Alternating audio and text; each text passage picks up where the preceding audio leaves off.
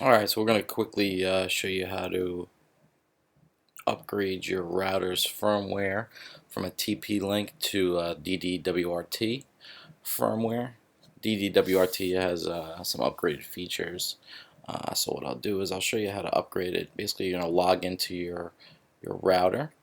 I'm going to assume here that you downloaded the proper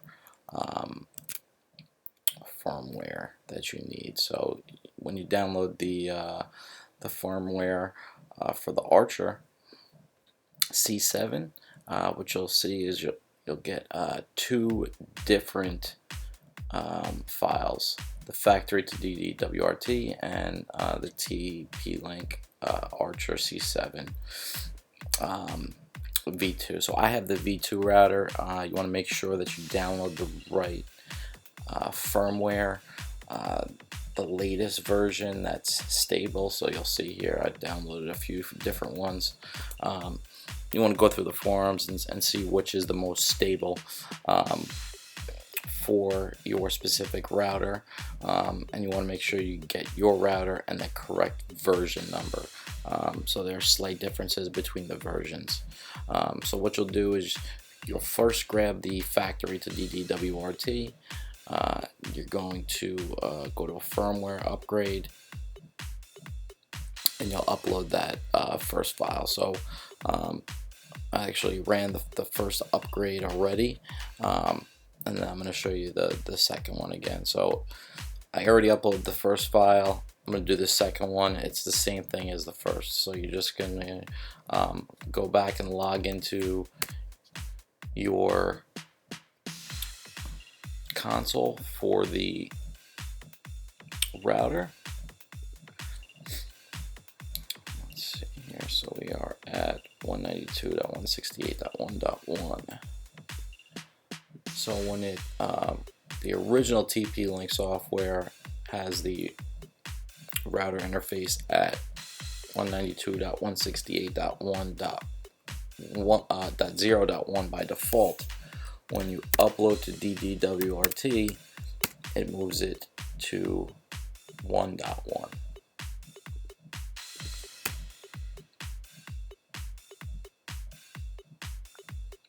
So you can see here it's upgraded. Now what you want to do is you still want to go ahead and do the second firmware upgrade. So the first one just did the upgrade from the stock firmware to DD-WRT, and now you want to make sure you do that second firmware update, because it could have some files that are specific to this router.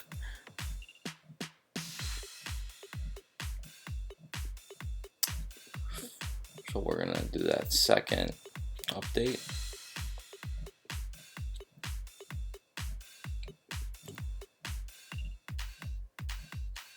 And now it says it's upgrading.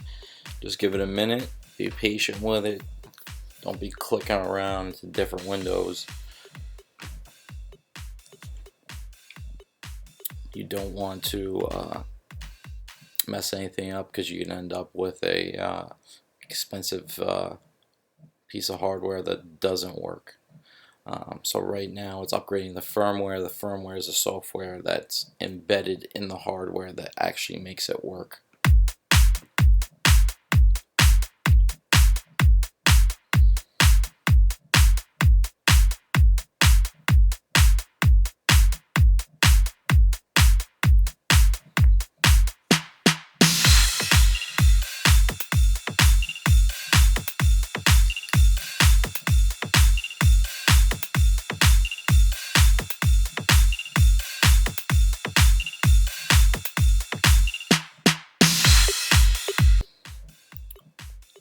So I'm going to sit here and hit my vape pen while this updates, and I'll keep an eye on it.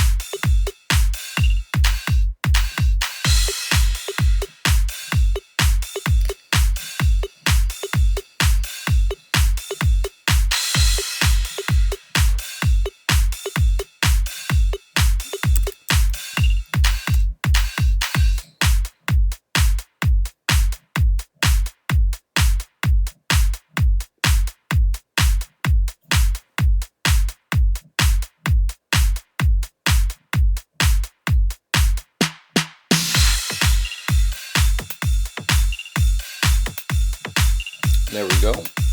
Upgrade successful. It's going to reboot.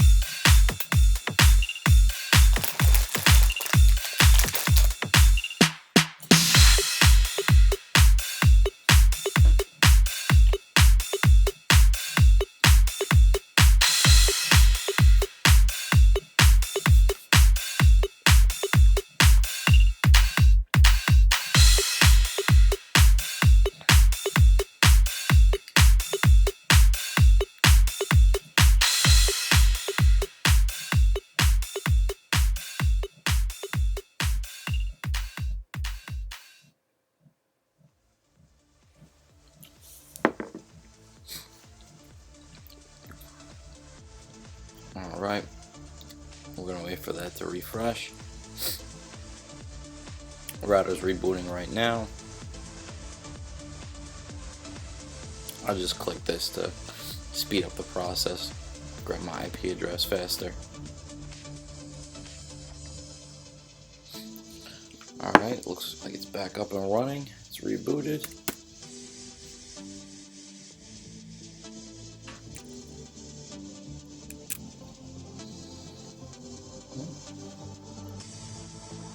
Fake out. Alright.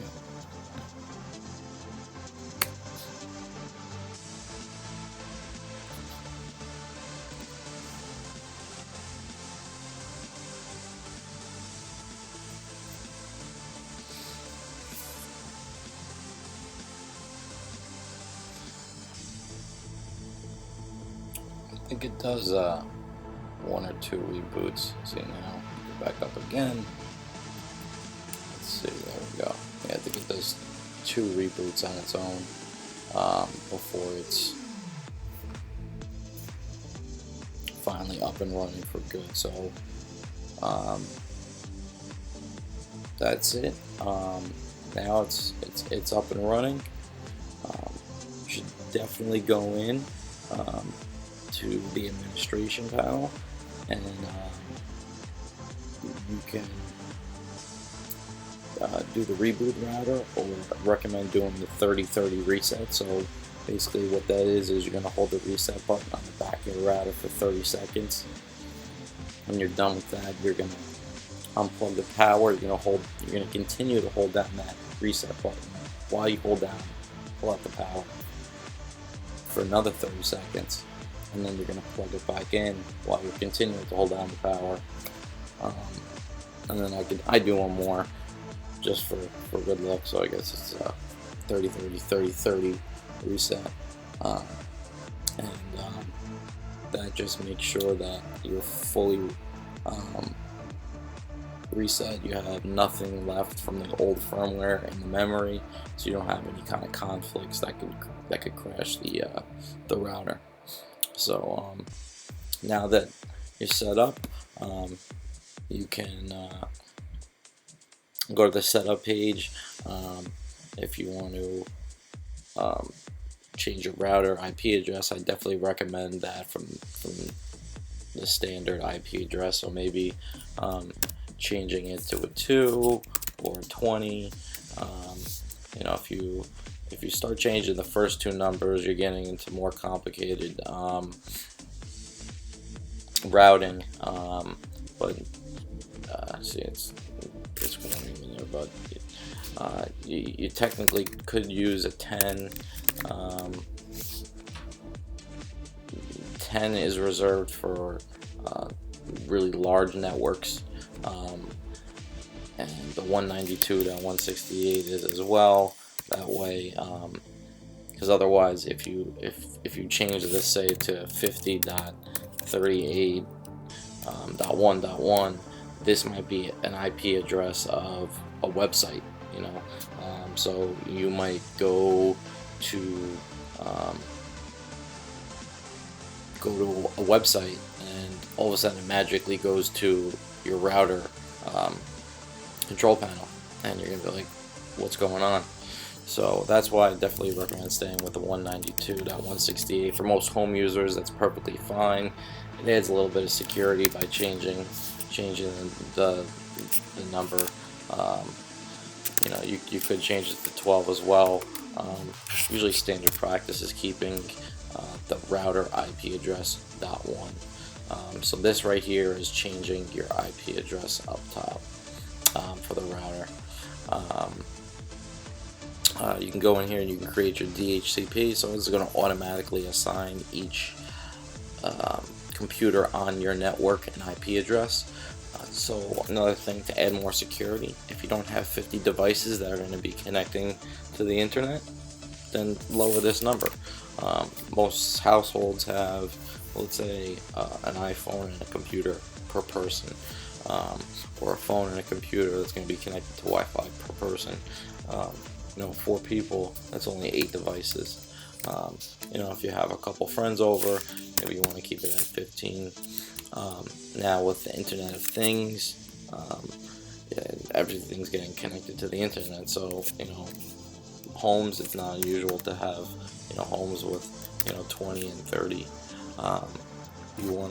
You might want to look into beefing up your security, though, if you have Internet of Things, and keeping your users, your main users, to 15. And then some of the benefits of DD-WRT is you can do some of the advanced routing and basically have all your Internet of Things on one subnet, and then have the rest of your devices on another subnet. That's a whole entire different conversation, but for basic purposes of setup, that's good right there. You can hit save, change your time zone, hit save. You don't have to hit apply settings just yet. You can go over to wireless next. Right here you can select your wireless types. If you have all modern devices that were purchased in the past year or two, you can do like a wireless N and G mixed, or you can just do wireless N only for this antenna. And for the second antenna, on this model we have the dual antennas. You can do AC only, and that should give you some pretty good performance. You can play around with it with some of these settings. Your wireless channel, again, this is something that you can keep on auto. If you want, you can again get more involved with the setup on this. I'm really not going to get into too much in depth because there's tons of settings, and this is just a basic setup just to get you up and running. And so what you want to do for both these networks is change it to whatever your Wi-Fi name is. So you can mess with your neighbors, and you can put FBI surveillance. I don't know if that's how you spell surveillance, but you want to make sure it's the same thing for both antennas, and then you'll get one network, and depending on what type of wireless your device has, it'll connect to the right antenna. Again, you can hit save right here, don't hit apply yet, and then you will go you'll go to wireless security, and you'll want to set up your password for both of your antennas. So if you use the same network ID, then you want to use the same password. So make sure you choose a nice strong password, WPA2 personal with AES encryption. This is a really good strong security for a home network, even a small business network. It's simple to set up, and it has a good security. Once you have that input, you can hit save and then apply settings, and what will happen is you'll get a reboot. Alright, that should cover it for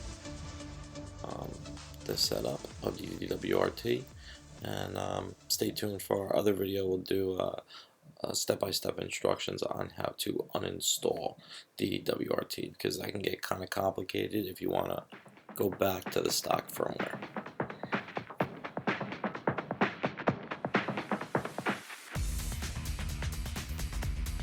Subscribe to the Outboost Media channel on YouTube. Follow us on Facebook and Twitter to get the latest tips, tricks, and strategies to help you grow your business online using the same software and techniques we use with startups, Fortune 500 companies, and national brands. Remember, using technology doesn't have to be hard.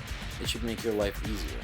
So if it isn't, you need to reevaluate if you're doing it right or if it's even right for you. If you need help with that, contact an Outboost Media consultant. We can review your situation with you and help you get on the right path. Thanks again for watching, and we hope to see you soon.